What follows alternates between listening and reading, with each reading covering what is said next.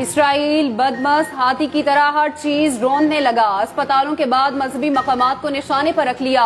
غزہ میں مسجد پر حملہ، 50 نمازی شہید، درجنوں زخمی۔ صہیونی فوج نے دوران نماز بمباری کی، 40 روز میں شہادتوں کی تعداد 11,500 سے زائد ہو گئی، 25,000 زخمی، 27 لوگ لاپتہ۔ قابض فوج کی بیت لحیہ اور جبالیہ میں شدید بمباری، مسلسل دھماکوں کی آوازیں سنائی دیتی رہیں۔ جنوبی غزہ میں بمباری سے اردن فیلڈ اسپتال عملے کے 7 ارکان زخمی۔ دنیا 42 صحافیوں کی موت پر بھی خاموش۔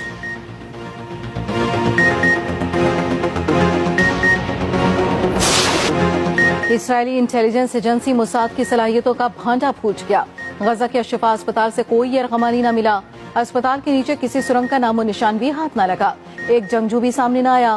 صہیونی فوج نے اسپتال کا چپا چپا چھان مارا، کئی حصوں کو تباہ کیا، راستوں کو اڑا دیا گیا۔ اسرائیلی حکام اسپتال کو حماس کا کمانڈ سینٹر قرار دیتے رہے۔ بائیڈن الشفا میں حماس ہیڈ کوارٹر ہونے کا اسرائیلی دعویٰ مانتے تھے۔ امریکی نیشنل سیکیورٹی کونسل کے ترجمان نے بھی الشفا کو جنگجوؤں کا مرکز گردانا۔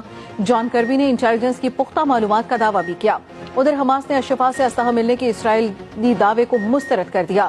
اسرائیلی فوج نے اسپتال سے اسلحہ ملنے کی ویڈیو سوشل میڈیا سے ہٹا دی۔